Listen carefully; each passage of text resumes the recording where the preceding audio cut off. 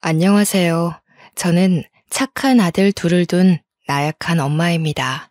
제게는 생각만 해도 끔찍하고 여태 살 떨리는 경험이 하나 있는데요.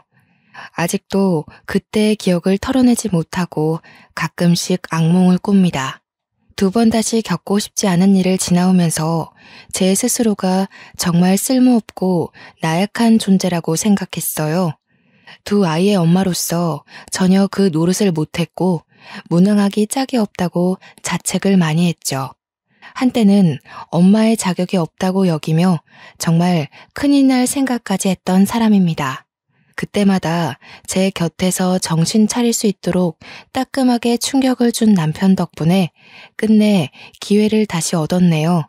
이 글을 쓸 수 있게 되기까지 마음적인 여유를 얻는 데에 굉장한 시간이 걸렸습니다.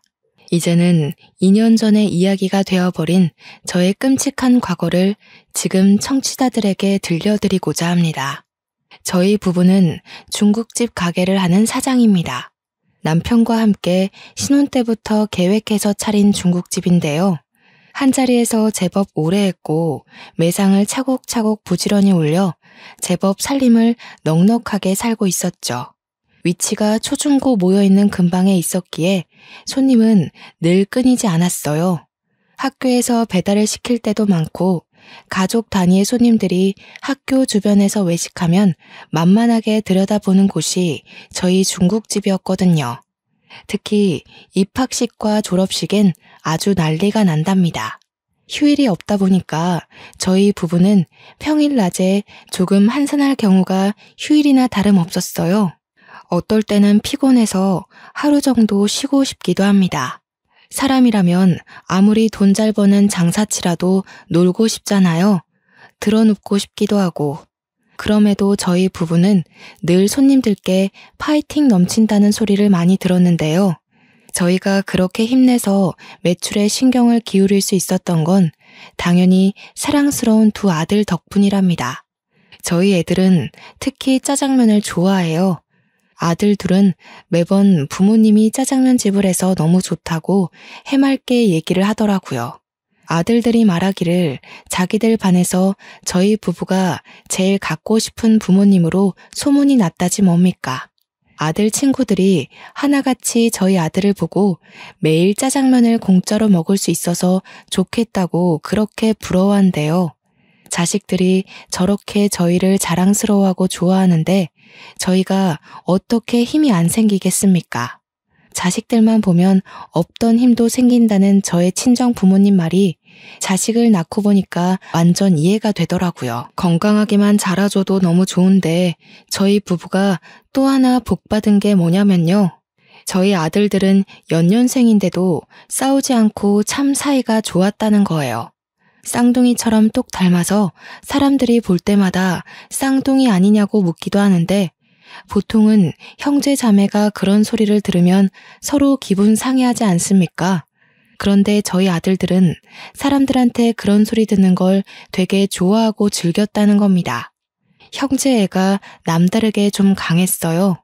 한참 친구들 좋아할 시기인데도 둘과의 약속이 우선인 애들이었다니까요. 둘이서 놀 땐 웬만한 사이좋은 딸아이들처럼 매일 붙어 다니면서 얌전히 불록놀이를 한답니다. 부모라면 내 새끼들이 싸우지 말고 사이좋게 지내길 바라잖아요. 솔직히 둘째를 가지고 성별이 남자아이란 걸 알았을 때 내심 첫째와 자주 싸우게 될까봐 걱정했거든요. 그런데 첫째가 둘째한테 먼저 많이 양보하다 보니까 둘째도 자연스레 그걸 배워서 형을 챙기더군요. 저희가 시킨 적도 없는데 알아서 서로를 챙기고 위해주니 얼마나 뿌듯한지 모릅니다. 둘째가 초등학교를 입학하고부터는 첫째랑 둘이서 학교까지 나란히 같이 다니게 되었는데요. 1살 차이라지만 첫째가 워낙 듬직했기 때문에 저와 남편은 얼른 둘째가 학교를 다니길 기다리고 있었습니다. 둘째가 아직 유치원 졸업을 못했을 땐 늘 제가 일을 하다 말고 데리러 갔었거든요. 일이 바쁠 때 항상 아이 하원이 겹쳤는데 남편 혼자 두고 얼른 나갔다 오는 것도 생각보다 곤란한 일이더라고요. 그런데 아들들이 같이 학교를 다니니까 첫째가 알아서 둘째를 데리고 학교를 하는 겁니다. 이마저도 첫째한테 부탁한 일이 아니었어요. 말 그대로 첫째가 알아서 둘째를 챙겨 나오고 있더군요. 둘째 손을 꼭 잡고 학교를 하는 모습을 보고서 그때 제가 첫째한테 앞으로 동생 챙겨서 와줄 수 있겠냐고 부탁을 했었습니다. 엄마가 이런 부탁해서 미안해. 우리 현중이가 동생 잘 챙겨서 집에 올 수 있지? 엄마 아빠가 너무 바빠서 현수를 못 챙길지도 모르거든. 현중이가 형으로서 한번 책임져 볼래? 그런 건 걱정 마. 현수 마치는 시간이랑 내가 마치는 시간이랑 비슷해서 별로 어렵지 않아. 현수한테도 혹시 먼저 마치게 되면 우리 반에 오라고 했거든. 현수도 알겠대. 우리가 무슨 복이 있어서 이렇게 듬직한 아들들을 낳았을까. 현중이 덕분에 엄마 아빠가 더 힘내서 짜장면 팔 수 있겠다. 고마워 아들. 첫째가 흔쾌히 허락해주는 덕에 저는 남편과 장사에 좀 더 신경을 쓸 수 있었어요. 그리고 저희에겐 이웃이기도 했고 같은 학부모 입장이기도 한 측근 부부가 있었습니다. 저희 가게 옆에 나란히 장난감 가게 하나가 있었어요. 같이 장사하는 입장에서 오다 가다 마주치는 덕에 친해진 이웃들이죠. 그 사람들과는 자녀 학교가 같은지라 학부모 교육이나 모임이 있으면 시간 맞춰 같이 갈 정도로 친했습니다. 유나 엄마, 학교 상담 오늘 윤주 차례지? 우리 아들 순서랑 비슷하게 걸려서 같이 가면 될 것 같은데 시간 괜찮겠어?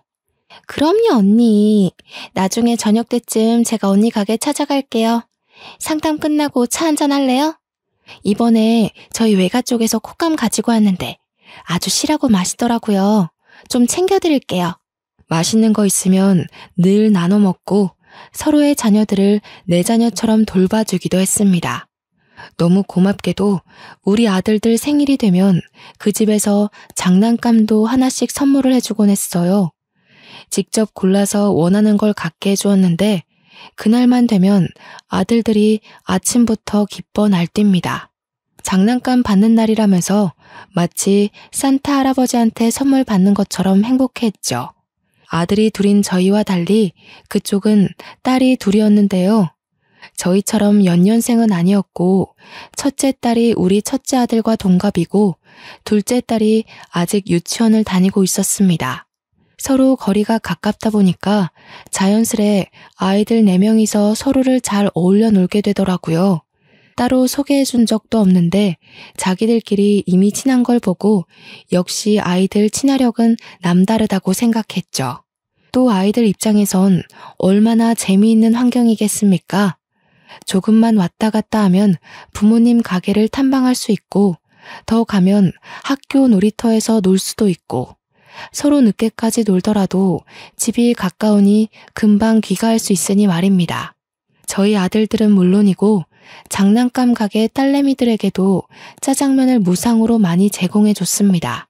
맛있는 거 좋아할 나이들이다 보니 딸아이들도 자기 집에 가서 밥을 안 먹고 꼭 저희 가게로 와 중국 음식으로 해결하더군요. 아이들 건강에 해라도 될까봐 제가 나름 조절해서 식사를 챙겨주기도 했네요. 한날은 장난감집 둘째 딸이 짜장면을 먹는데 온 얼굴에 범벅을 해놨더라고요. 어머 유나야. 아이고 세상에 너희 엄마 아빠가 보면 시겁하겠다. 예쁜 옷도 다 버려놨네. 안 되겠다. 이러고 가면 내가 네 엄마한테 욕먹겠어. 이모랑 같이 씻으러 가자. 저는 그대로 아이를 달랑 들어서 2층으로 올라가 샤워까지 시켰습니다. 옷이 다 더러워져서 당장에 갈아입을 옷은 없고 타올로 둘둘 감고 제 외투로 감싸 안아서 장난감 가게까지 뛰어갔던 걸로 기억합니다. 그때 그 집 가게 사모님이랑 얼마나 웃어댔는지 몰라요. 그 집에서 고맙다고 말하다가도 자기 딸내미 몰골을 보면서 귀엽다고 엄청 사진을 찍었습니다. 지나고 생각해보니 그 당시 참 즐겁고 평화로운 날들을 보냈었네요. 아이들 넷은 주로 학교 앞 놀이터에서 놀곤 했습니다. 아무래도 놀거리가 가장 많은 곳은 놀이터이지 않습니까? 놀이터는 저희 가게에서 횡단보도 하나만 건너면 바로 있어요. 항상 시간과 약속을 잘 지키면서 놀던 아이들이기에 부모 되는 저희 입장에서 걱정이 좀 덜했던 것 같습니다. 정해진 시간까지 놀고 와서 저희 집에서 같이 밥 먹고 해산하는 게 아이들의 패턴이었죠. 둘째들은 휴대폰이 없었지만 첫째 2명은 휴대폰을 가지고 있었기에 연락이 가능하다는 점에서 어른들이 조금 더 안도했습니다. 그랬기 때문에 아이들에겐 늘 문제가 없었고 매일 같은 일상이라 그날의 실수는 더더욱 상상하지 못했어요. 지금도 당시만 생각하면 그렇게 심장이 떨립니다. 이날 제 목숨이 끊어진 것과 다름이 없는 일이 발생한 것인데요. 한날 장난감 가게 부부를 저희 중국집으로 초대해서 브레이크 타임에 같이 담소를 나누고 있던 적이 있었습니다. 한참 놀고 있어야 할 아이들이 갑자기 허둥지둥 소리를 지르며 들이닥치는 겁니다. 엄마, 아빠, 어떤 아저씨들이 현수 잡아갔어요. 문방구에 유나 젤리 산다고 같이 갔다가 유나가 울면서 혼자 돌아왔는데 현수가 잡혀갔다고 그랬어요. 원래 유나를 데려가려고 했는데 현수가 구해주다가 현수가 잡혀갔대. 우리가 다 같이 가봤는데 이미 현수가 없어져서 못 찾았어. 아이들이 서로 큰 소리로 자기의 의견부터 앞세우고 옆에서 유나까지 오느라 뭐라고 얘기를 하는지 다들 처음엔 바로 알아듣지 못했습니다. 응? 뭐라고? 한 사람씩 얘기해봐. 뭐 재미난 일 있었던 거야? 다들 얼굴에 땀이 장난 아니네. 오늘 단체로 목욕시켜야겠어. 이때만 해도 다들 남편 말에 하하호호 웃기만 했던 걸로 기억합니다. 그런데 엄마라면 자식이 잘못된 상황에 대한 촉이란 게 있잖아요. 그 난잡하고 정신없는 상황에서 제 온몸의 털이 바짝 솟는 겁니다. 남편을 포함해서 장난감 가게 부부들도 아이들을 우선 진정시키는 데에 신경을 기울인 반면 저는 가게를 당장 박차고 나갔습니다. 중구난방한 아이들의 주장에서 제 둘째 아들의 위험한 신호를 알아들었거든요. 제가 가장 먼저 가게를 뛰쳐나왔고 뒤늦게 아이들에게서 상황을 제대로 듣고 따라 나온 남편과 장난감 가게 부부가 시겁하며 같이 뛰었습니다. 저희들 모두는 우리 첫째가 알려주는 곳으로 정신없이 달려갔어요. 그러니까 아이들 말은 골목 쪽에서 차 한 대가 나타났고 원래는 유나를 데려가려 했는데 같이 있던 제 둘째 아들이 그걸 말리다가 아저씨 다리를 깨물었고 그것에 화난 아저씨가 유나를 버리고 제 아들을 잡아갔다. 그렇게 설명을 해주었습니다. 그 말을 듣는데 순간 머릿속이 새하얘지는 게 아니겠어요? 다리에 힘이 풀리고 심장이 내려앉아 정신을 차릴 수가 없더라고요. 어떡해 여보, 우리 현수 어떡해. 잘못된 거 아니야? 이게 대체 무슨 일인 거야. 빨리 찾아야 돼. 이러고 있을 시간 없어. 경찰 불러 얼른. 남편도 사태의 심각성에 놀란 듯 했지만 제가 정신없이 우니까 일단 저를 진정시키려 하더군요. 저는 애꿎은 남편을 붙잡고서 다 필요 없으니까 당장 경찰한테 전화 좀 해달라고 소리만 질렀습니다. 옆에서 장난감 가게 부부가 대신 신고를 해주었고 얼마 뒤 경찰이 우리를 태우러 왔어요. 경찰과 함께 확인한 놀이터 근방 CCTV에는 검정색 차는 잡히지만 담장에 가려 아이들의 모습은 보이지 않았습니다. 안타깝게도 차가 다닐 수 있는 골목임에도 불구하고 사각지대였던 겁니다. 경찰이 곤란해하는 눈짓을 보곤 정말 실신할 정도로 정신을 놓을 것 같았네요. 저희가 다 같이 경찰서로 오는 바람에 어쩔 수 없이 아이들도 같이 데려왔는데요. 경찰이 유일하게 목격자인 아이들에게 현장을 한 번 더 물어보는 겁니다. 그런데 또 문제는 정작 어느 정도 판단력이 있는 첫째들은 어린 유나한테 얘기를 전해 들은 거였단 거지요. 우리 아들을 데려간 아저씨들을 본 사람은 고작 6살인 유나밖에 없었다는 거예요. 어린 아이의 말은 신빙성이 없지만 그래도 경찰이 유나한테 조심스레 물었습니다. 그러나 그 일 이후로 지레 겁을 먹은 유나는 부모 뒤에 숨기만 할 뿐 어떤 얘기도 해주지 않았습니다. 가슴이 미어 터질 것처럼 불안하던 저는 결국 어린아이한테 몹쓸 짓을 해버렸는데요. 다짜고짜 유나를 붙들고 무섭게 다그치고 말았습니다. 말해 유나야, 네가 봤잖아. 우리 현수 데려간 아저씨들 너밖에 안 봤잖아. 네가 말해야 현수를 찾을 수가 있어. 현수 엄마, 왜 이래요? 우리 유나도 많이 놀라서 시간이 필요하단 말이에요. 불안한 건 알겠는데 그래도 아이한테 이러는 건 아니죠. 유나한테 시간이 필요할진 몰라도 내 아들한텐 시간이 없다고요. 우리 현수가 유나 구하다가 그렇게 됐다잖아요. 다른 사람도 아니고 유나 엄마가 이렇게 나오면 안 되죠. 상황이 참 엉뚱하게 흘러가 버렸는데요. 항상 친구처럼 지냈던 유나 엄마랑 결국 싸움을 벌이고 말았지 뭡니까. 어른들이 목소리 높여서 다투다 보니까 유나는 또 큰 울음을 터뜨렸고, 경찰은 그런 유나한테서 더 이상 목격자 진술은 어렵다고 판단을 해버렸습니다. 당시에는 유나의 진술이 무엇보다 큰 희망이었는데 그것마저 가망이 없게 되자 저는 절망하고 말았는데요. 경찰들한테 무릎을 꿇고 사정을 하면서 제발 우리 아들 좀 찾아달라고 부탁을 했습니다. 그나마 이성을 붙들고 있던 남편이 경찰과 얘기를 해서 신고 접수를 했던 걸로 압니다. 그 길로 우리 집과 장난감 가게 부부는 사이가 서먹해졌어요.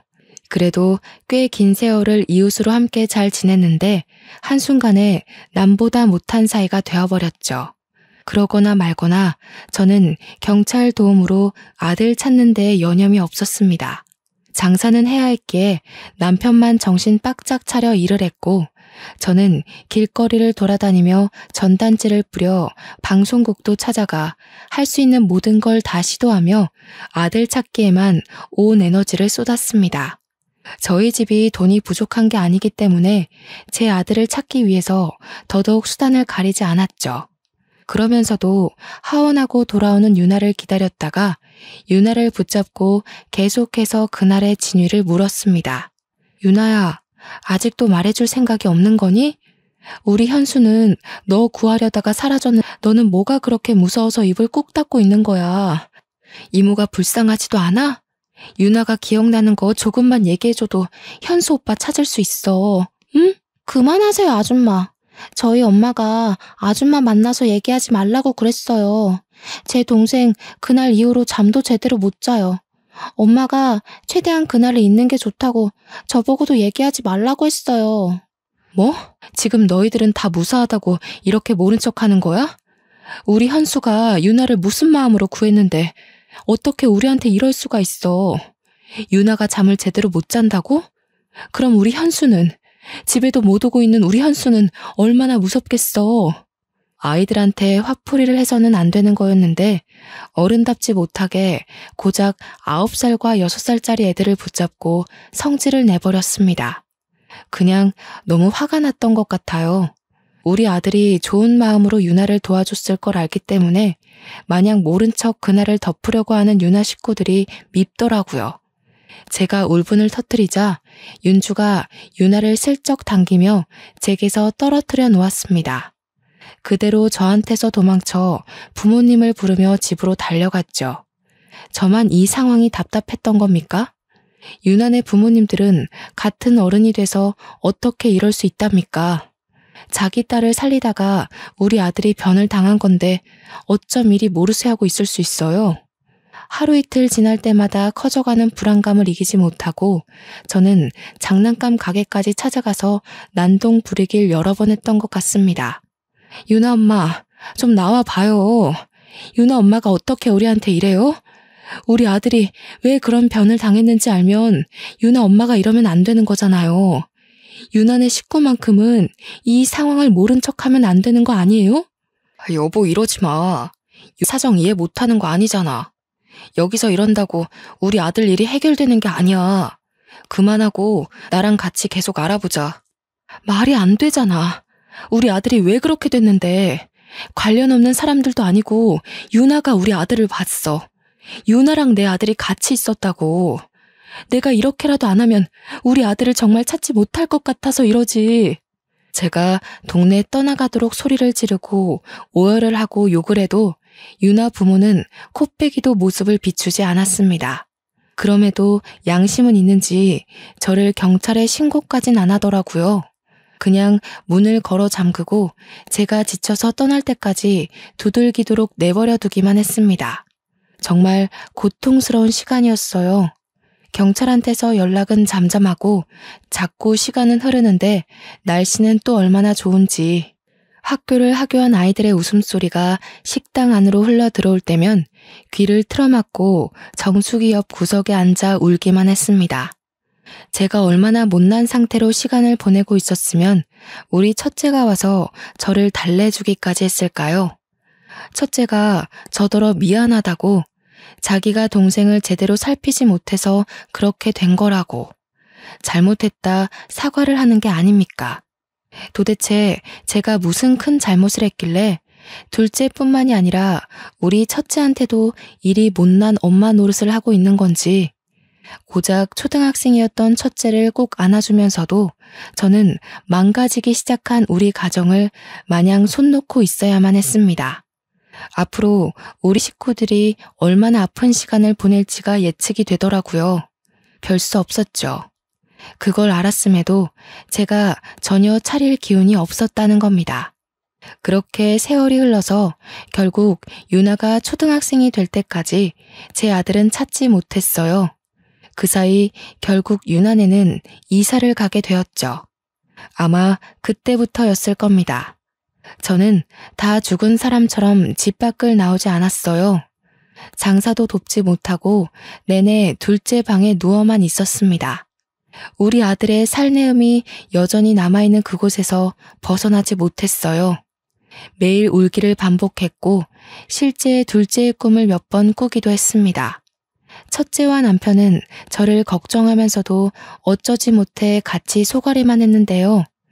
아픔이라는 건 시간이 약이라는데 저는 아들을 잃은 지 수년이 지나도 정신을 못 차리겠더라고요.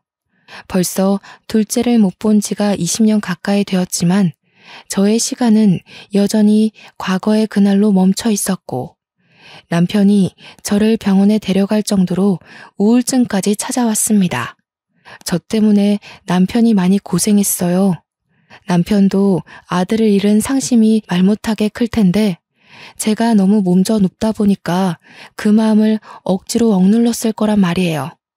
남편이랑 첫째 생각하면 그만 기운을 내야 하는데 하면서도 돌아서는 순간 둘째 생각 때문에 모든 걸 다 까먹어버리고 말았습니다. 그렇게 저희 식구들은 둘째가 없는 그 순간부터 매일 지옥길을 걸어왔습니다. 여보, 이번에 현중이 졸업해. 현중이가 당신 왔으면 좋겠다고 하더라. 언제까지 현수 때문에 현중이 내버려 둘 거야. 현중이 생각해서라도 기운 내야지. 제 시간은 둘째가 8살인 그때로 멈춰 있는데 어느새 첫째는 대학을 졸업하는 나이가 돼버렸더라고요.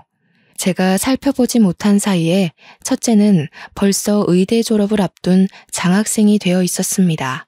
시간이 벌써 그렇게 흘러버렸다는 걸 정말 몰랐어요. 그런데도 왜 나는 여태 둘째를 찾지 못했을까? 내겐 그렇게 수많은 날들이 있었고 기회가 많았는데 왜 무력했을까?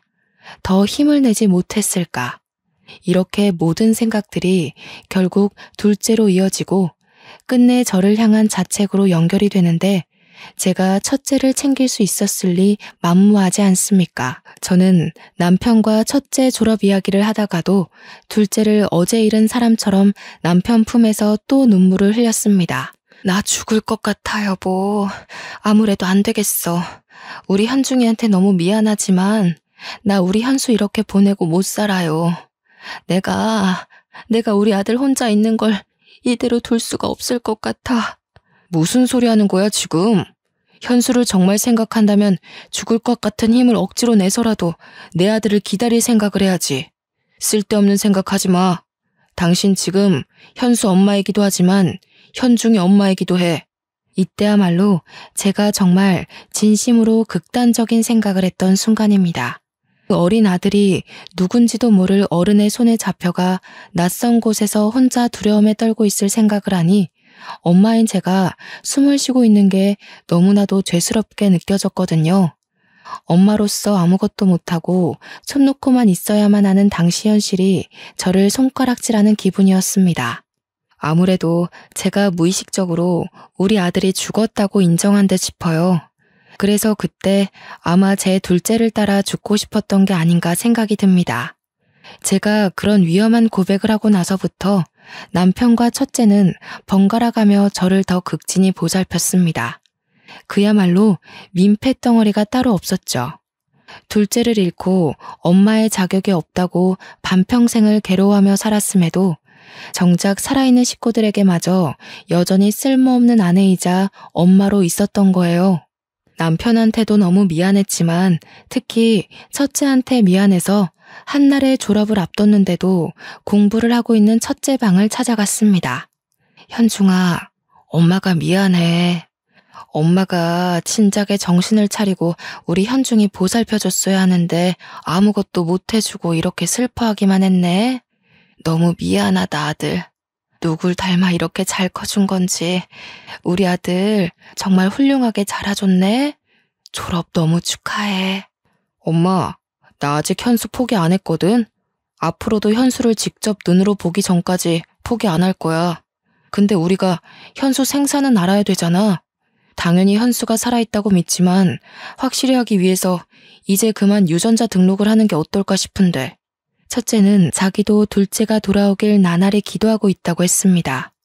동생을 지켜주지 못했다는 사실에 첫째도 그날이 꽤 트라우마로 남아있는 것 같았어요. 그러면서도 과연 정말로 동생이 살아있을까 그런 걱정 때문에 늘상 무거운 책임을 안고 있는 듯 했죠. 저는 첫째가 하고자 하는 말이 무슨 뜻인지 못 알아듣는 게 아니었습니다. 단지 둘째의 죽음을 받아들이기가 겁이 나서 차마 경찰서에 유전자 등록을 못했던 거예요. 하지만 이젠 정말 때가 왔고 더는 저 하나 때문에 식구들까지 괴롭게 할 수 없다고 생각했습니다. 그래, 그러자. 우리 현수 그만 보내주자. 현수도 이해할 거야. 우리 가족이 현수를 잊지 않고 늘 함께라는 걸 다 알고 있을 거야. 저는 끝내 첫째의 제안을 받아들였고 둘째를 찾는 것에 대해 마지막을 직감하고서 눈물을 터뜨리고 말았습니다. 그렇게 첫째의 도움을 받아 둘째 아들을 신고했던 경찰서로 가서 유전자 등록을 신청했어요. 경찰서에선 국과수에 연결해 신고 당시 맡겼던 둘째의 유전자 데이터가 남아있는지 찾기 시작했고 근 20년을 기다린 아들의 죽음을 오롯이 제가 감당하기 힘들 것 같아 연락받을 전화번호로 남편의 것을 남기고 돌아왔습니다. 돌아오는 길 아들은 학교일 때문에 잠시 샛길로 빠졌고 남편은 장사를 하고 있는 시점에서 저는 학교 놀이터로 방향을 꺾었습니다. 둘째를 잃고 나서 한 번도 와보지 않았던 그 놀이터를 걸으며 우리 아들이 뛰어놀았던 곳곳을 둘러봤어요. 아이의 얼굴이 잊히지도 않고 속속들이 떠오르더라고요. 한 번만이라도 좋으니 마지막 인사라도 해주고 보내고 싶은데 장례도 치르지 못하고 불쌍하게 보내줘야 하는 우리 둘째를 생각하며 저는 겨우 기억하고 있는 추억들을 정리하고 있었습니다. 그러나 이제 그만 놔줘야 된다고 마음을 먹었는데도 불구하고 또 금세 가슴을 쥐어뜯고 말았는데요. 그렇게 한참 동안 쭈그려 앉은 채로 손바닥에 얼굴을 묻고 있다가 잠깐 고개를 들었습니다. 그러자마자 제 눈에 들어온 한 사람이 있었는데 마주보면 보이는 벤치 옆으로 웬 아가씨 한 명이 서 있더군요. 분명 놀이터의 소수 아이들 말고는 어른이라곤 저밖에 없었거든요. 아가씨가 제 눈에 들어온 이유는 다름 아닌 아가씨가 저를 보고 있었기 때문이었어요. 우연한 눈맞춤이라고 치부하기엔 아가씨의 눈길이 꽤 끈질기게 제게 붙어 있었습니다. 처음에는 제가 너무 뜬금없이 울고 있어서 이상하게 보는 건가 싶었어요. 그래서 오히려 마음을 추스르며 앉은 자리에서 일어났죠. 눈길을 돌리며 눈마국을 정리했습니다. 그런데 슬쩍 다시 본 아가씨 또한 저처럼 울기라도 했는지 눈가를 훔치면서 돌아서더라고요. 그냥 그러려니 생각하며 넘길 수 있는 일이라고 볼 수도 있으나 그때의 제 느낌은 좀 달랐습니다. 제 기분상 아가씨가 분명 저를 알고 있는 사람 같았고 그게 마치 제 사정 또한 알고 있다는 걸로 느껴졌어요. 그러니까 꼭 우리 둘째의 사고를 같이 슬퍼하는 것처럼 보였다는 거죠. 그 생각이 들자마자 떠오른 한 사람이 있었는데요. 바로 유나라는 아이였습니다. 유나는 우리 둘째보다 2살이 어렸으니까 아마 저 여자처럼 아가씨가 다 되었을 겁니다. 저는 뒤늦게 일어나 급히 아가씨가 사라진 도로 쪽으로 달렸는데요. 이미 인파 속으로 묻힌 아가씨의 흔적은 찾을 수 없는 지경이 되어버렸습니다. 과연 그 아가씨가 정말로 유나였을까요? 그날의 기억은 아직까지도 의문으로 남는 일이네요. 국과수에서 연락 주기로 한 당일이 되었을 때 저는 마지막으로 둘째 아들의 이불을 개면서 짐을 하나씩 정리하고 있었습니다. 그런데 다짜고짜 남편이 문 부서질 듯 활짝 열고서 급히 뛰어들어오는 거 아니겠습니까? 그러면서 하는 말이 유전자 검사 의뢰한 거 경찰한테서 연락이 왔다고 하는 겁니다. 남편이 제 손을 꼭 잡고 눈물을 보이면서 하는 말에 저는 또 한 번 머릿속이 텅 비워져 버렸습니다. 여보, 현수가 살아있대. 경찰이 지금 위치 파악 중이야. 어떻게 이럴 수가 있지? 우리 현수가 정말 장하게 버텨준 거야. 거 봐. 우리 아들 살아있을 거라고 했잖아. 이제 다 끝났어. 여보, 더 이상 마음고생 안 해도 돼. 정말 고생했어. 남편의 말을 듣는데 지금 제가 꿈을 꾸고 있는 건지 판가름하기까지 오래 걸렸습니다. 남편이 울면서 저를 품에 안아주었을 때야 저는 모든 사실을 실감했죠. 그게 정말이야? 정말 우리 아들이 살아있대? 어디? 치리대. 당장 가봐야겠어. 여보, 나 좀 아들한테 데려다줘. 경찰이 연락 줄 거야. 아마 하루 정도는 걸릴 거라고 했어. 이제 막 추적 들어갔다고 찾는 건 지금부터래. 아마 살아있을 가능성이 크다고 했어. 남편 말대로 둘째를 찾은 뒤에 연락을 주겠다던 경찰은 하루가 지나서 다음날 아침에 전화를 해주었습니다. 진작에 일정을 정리해놓았던 저희 가족은 모두 경찰서로 정신없이 갔어요.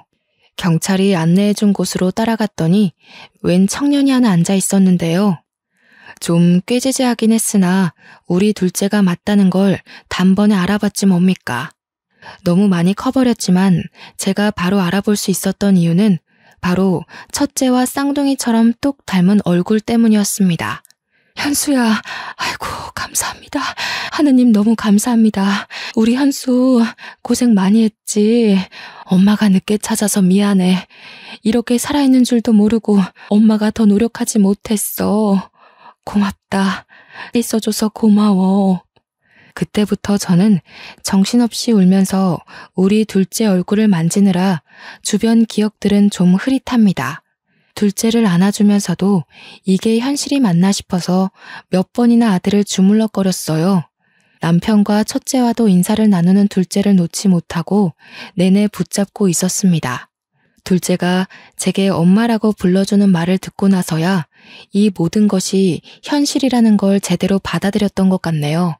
저희 식구들은 둘째의 이야기를 듣기까지 가족 간의 상봉을 실감하느라 좀 오래 걸렸습니다.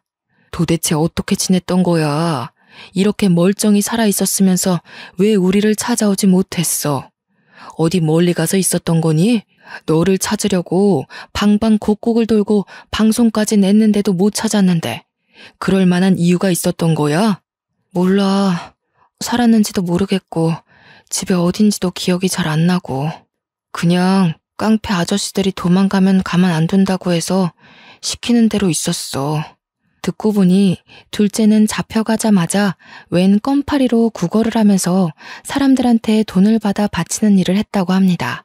질이 나쁜 아저씨들이라 너무 무서워서 감히 탈출할 생각도 못했고 자기 말고도 다른 어린애들이 많았다고 해요.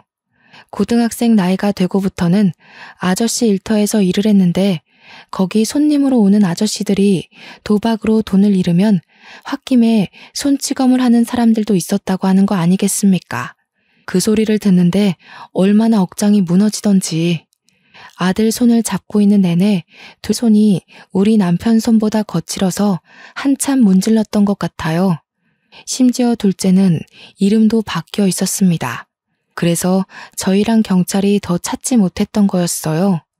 그래도 유전자 검사 덕분에 둘째의 신원이 밝혀졌고 그 바람에 둘째가 있었다던 도박장이 다 털렸다고 해요.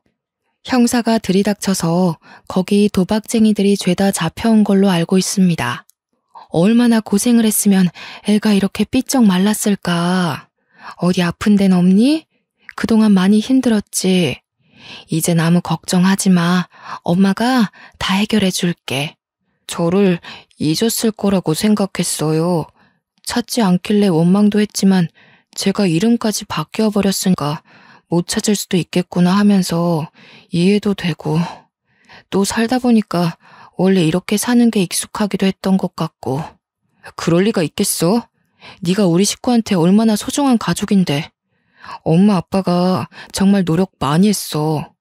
너가 없고 나서부터 하루도 편하게 지낸 날이 없다고. 나도 내 선에서 너 찾으려고 많이 알아보기도 했고, 그 노력이 부족했을 수도 있지만 절대 잊어버린 게 아니라는 것만 알아줘. 둘째가 저희 부부에겐 존댓말을 썼지만 첫째한테는 그래도 반말을 하더라고요. 부모와의 애와 형제의 애가 다르다는 게 이런 부분에서도 뭔가 작용하나 봅니다. 둘째는 형이 주는 손길을 잡고서 내내 참고 있던 눈물을 터뜨렸어요. 부모도 부모지만 형과의 추억이 제법 길고 강하게 남은 것 같아 그마저도 얼마나 다행인지 몰라요. 그렇게 한참을 가족끼리 대화를 나누고 있는데 중간에 경찰이 오더니 둘째한테 무언가를 보여주더라고요. 다행히 몽타주가 잃지 않은 사람도 같이 잡혀왔네요. 보아하니 상습범이더라고요. 배현수 씨 잡아간 사람 이렇게 생긴 사람 맞나요? 둘째는 형사가 보여주는 몽타주를 보면서 완전히 똑같은 건 아니지만 대충 그렇다고 했습니다. 실 사진도 아닌데 몽타주만 보고도 둘째가 겁을 먹더라고요. 그래서 제가 아이의 손을 더 세게 잡아주었죠. 헌데 경찰이 보여주는 몽타주에서 좀 의아한 부분이 있었습니다. 이건 저만 그렇게 느낀 것이 아니라 식구들 모두 이상하게 생각한 부분이었는데요. 저희 사건에는 어린아이 유나 말고는 목격자가 없었지 않습니까? 목격자가 더 있었다면 한참 경찰들이 사건을 파헤칠 때 드러났을 겁니다. 유나네 집은 이사하면서 그대로 도망쳐 버렸으니 사실상 목격자가 없는 것과 같은데 이게 어떻게 된 일일까요? 그렇잖아도 남편이 먼저 형사님께 물어보았습니다. 그런데 선생님, 당시 목격자가 어린아이 말고는 없었던 걸로 알고 있는데 어떻게 몽타주를 딴 거죠? 혹시 중간에 다른 목격자라도 발견이 됐던 건가요? 아, 아직 모르시는군요. 10년 전쯤인가 중학생 여자아이가 혼자 찾아왔었어요. 현수 씨 사건 얘기를 하면서 자기가 그날 목격자라고 얘기해주고 갔습니다. 오래전 일이었을 텐데 선명하게 기억하고 있더라고요. 그날 일 때문에 그렇게 악몽을 꾼다고 하면서 엄마 몰래 왔다고 그랬던 것 같네요. 중학생 여자아이. 그 말을 듣는데 왜 놀이터에서 본 아가씨의 모습이 오버랩 되는 건지 몰랐습니다. 엄마 몰래 찾아왔었다는 말도 저의 반응을 크게 만드는 데에 한몫했어요. 뭐라고요? 그 아이가 분명 목격자라고 그랬습니까? 10년 전이 중학생이면 지금 20대라는 거죠? 혹시 그 사람 성함이 어떻게 되는지 알 수 있을까요? 아이고, 그건 목격자 신원 보호 때문에 말씀드리기가 곤란해요. 죄송합니다. 그런데 자기가 그 동네 장난감 가게 집 딸이었다고는 했습니다. 자기를 구해준 오빠가 잡혀갔다고 그렇게 말했네요. 그 얘기를 듣고 저희 식구는 유나의 진술이라는 걸 바로 직감했습니다. 그렇다면 전날 놀이터에서 봤던 그 아가씨가 정말 유나였던 걸까요? 확실한 증거는 없지만 왠지 유나가 맞는 것 같은 느낌이 들었어요. 듣자 하니 유나도 그날이 트라우마로 남아 혼자 마음고생을 많이 했나 봅니다. 중학생 나이까지 악몽을 꿨을 정도면 굉장히 많이 시달렸다는 건데 심지어 엄마 몰래 경찰서를 찾았다고 하잖아요. 유나 엄마는 그 이후로도 계속해서 유나에게 그 기억을 지워주려고만 했나 봐요. 유나 엄마 입장에서는 자기 자식이 그만 그 어두운 과거에서 헤어나오길 바랬겠죠. 그런데 오히려 그 방법 때문에 유나가 과거를 더 또렷하게 기억했는지도 몰라요. 정작 유나의 근본적인 상처를 어루만져 주지 못하고 아이를 더 힘들게만 한 게 아닌가 싶네요. 저 또한 지난 일이라지만 당시 우리 둘째 일 때문에 그 조그만 아이를 닥달했던 게 문득 미안했습니다. 분명 저의 어른답지 못한 발악 때문에 유나한테 더 트라우마가 되었을 거라고 봐요. 지금은 유나네가 어디서 어떻게 살고 있는지 모르겠지만 우연히 만나게 된다면 유나한테 꼭 미안했다고 말해줘야겠습니다. 경찰서를 나온 뒤 저희 식구는 둘째를 데리고 가장 비싸고 맛있는 레스토랑에 가서 밥을 먹이려고 했습니다. 그러나 둘째가 식구들이랑 같이 엄마가 해주는 밥을 먹고 싶다고 해서 바로 집으로 데려갔네요. 저는 상다리가 부러지도록 1시간 넘게 밥상을 차렸습니다. 식사 자리에서도 저희 식구는 둘째가 밥 먹는 모습만 한참 바라봤어요. 나 체하겠어요. 빨리 밥들 먹어요. 나도 울고 싶은 거 엄청 참고 있거든요. 그러니까 이제부터 그만 울기야. 지금까지 서로 얼마나 많이 울었겠어요. 만나서까지 울지 말아요, 우리. 이제 서로 웃기만 해요. 그래, 그러자. 그래도 이 말은 꼭 해주고 싶네. 이렇게 잘 버텨줘서 너무 고맙다. 앞으로 하고 싶은 일, 사고 싶은 거 있으면 형아 말해. 형이 다 해줄게. 누구보다 힘들었을 우리 둘째가 앞으로 사회에 정상적으로 재기할 수 있도록 저희 식구는 지원을 아끼지 않을 생각입니다.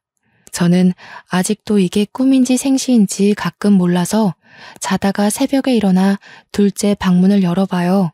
벌써 이 일이 2년 전이 되었음에도 한번 둘째와 못해봤던 추억들을 나누려면 또 다른 의미로 정신이 없을 것 같습니다. 그렇게 지내다 보면 자연스레 저의 불안한 증세도 많이 완화되겠죠. 기적처럼 제 품으로 돌아와준 우리 아들의 이야기를 쓰면서 과연 제가 글을 잘 마무리할 수 있을까 싶었는데 벌써 마지막 인사를 할 차례네요. 이곳에 제 아픔을 풀기까지 오랜 시간이 걸렸다고 말씀드렸는데요. 나름 여기다 정리를 해보니까 지난 날보다 제가 많이 안정되었다는 걸 느꼈습니다. 좋네요. 이런 기회를 통해 제 안에 있던 온전한 트라우마를 꺼내놓은 기분이에요. 너무 감사한 시간들이었고 꼭 아픈 사연이 아닌 기가 막히게 행복한 사연들도 여기다 써보고 싶은 마음입니다. 이런 좋은 기회가 존재하는 것도 다 감상해주는 청취자분들이 존재하기 때문이겠죠. 청취자분들의 관심 덕분에 저뿐만 아니라 모든 사연자들이 치유를 받고 가는 게 아닌가 싶습니다. 오늘도 역시 또 하나의 사연을 경청하여 들어주셔서 감사하고요. 하시는 일 늘 번창하시기를 바라겠습니다. 그럼 이만 인사드릴게요.